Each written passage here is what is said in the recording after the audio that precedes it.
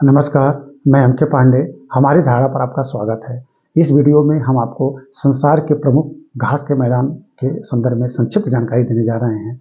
जानकारी शुरू करने से पहले आग्रह है कि आप हमारे चैनल को सब्सक्राइब कर लें। इस वीडियो को लाइक और शेयर जरूर करें। संसार में दो तरह के घास के मैदान पाए जाते हैं, उष्णकटिबंधीय घास के मैदान और शीतोष्णकटिबंधीय घास के मैदान। उष्णकटिबंधीय घास के मैदानों का वितरण उष्णकटिबंधीय प्रदेश यानी कर्क और मकर रेखा के मध्य पाया जाता है, जबकि शीतोष्णकटिबंधीय घास के मैदानों का विस्तार 23.5 डिग्री अक्षांश और 66.5 डिग्री अक्षांश के मध्य पाया जाता है। तो इनके बारे में हम संक्षिप्त जानकारी शुरू करते हैं। उष्णकटिबंधीय घास के मैदान ऐसे मैदान हैं जहां वर्षण दर काफ़ी कम 25 सेंटीमीटर से लेकर 75 सेंटीमीटर वार्षिक होती है, लेकिन कभी कभार यहाँ मूसलाधार वर्षा हो जाती है, इसलिए ये काफ़ी लंबे घास के मैदान हैं। इनकी लंबाई 1 मीटर से 3 मीटर तक होती है, लेकिन ये रेतीले होते हैं। इनकी पौष्टिकता कम होती है, लेकिन काफ़ी घने भी होते हैं।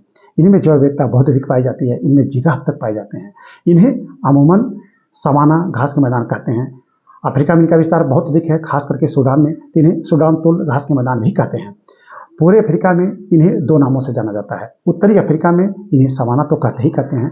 दक्षिणी अफ्रीका यानी अफ्रीका के दक्षिणी भाग में इन्हें पार्कलैंड कहते हैं। पार्कलैंड ऑस्ट्रेलिया में भी कहा जाता है।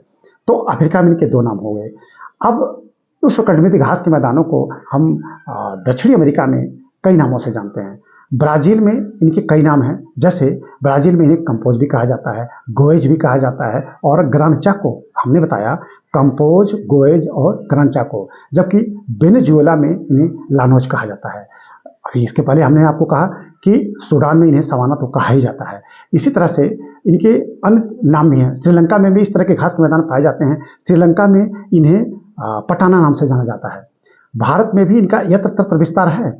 भारत में भी है, खास करके उत्तर प्रदेश, पूर्वी उत्तर प्रदेश में कहीं कहीं इनका बिखरा हुआ स्वरूप पाया जाता है। अब बहुत कम है, क्योंकि ऐसे क्षेत्रों को कृषि के कार्य के लिए उपयोग में लाया जा रहा है। लेकिन इनके सिम्टम्स पाए जा सकते हैं, इनको देखा जा सकता है। इन्हें पूर्वी उत्तर प्रदेश में सरपत या कुश भी कहा जाता है। इन्हें सरपत या कुश या मुंज के नाम से भी जाना जाता है।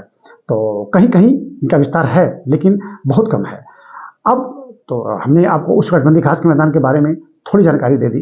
इसी तरह से संसार में शीतोष्णकटिबंधीय घास के मैदान भी हैं। शीतोष्णकटिबंधीय घास के मैदान ऐसे क्षेत्र में जहां वर्षा कम है। वर्षा यहाँ भी 25 से 75 सेंटीमीटर ही होती है, लेकिन यहाँ वर्षा मूसलाधार नहीं होती है। कभी धीरे धीरे या रिमझिम बारिश होती है।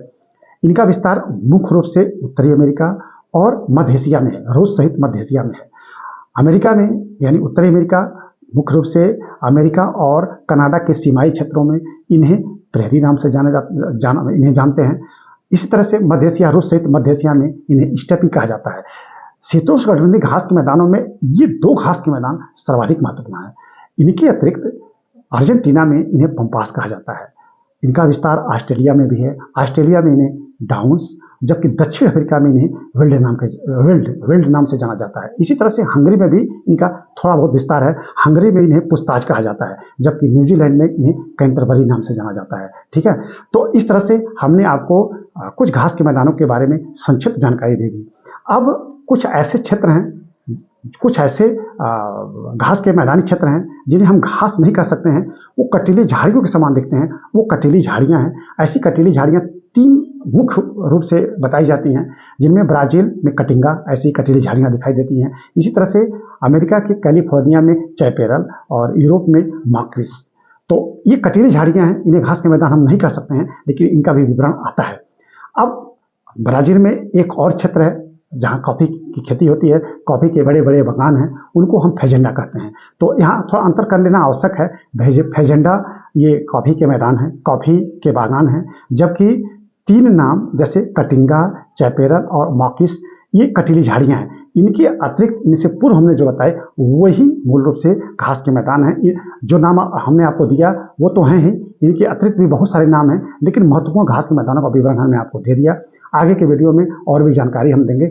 आज इसका विवरण यहीं हम समाप्त करते हैं। धन्यवाद।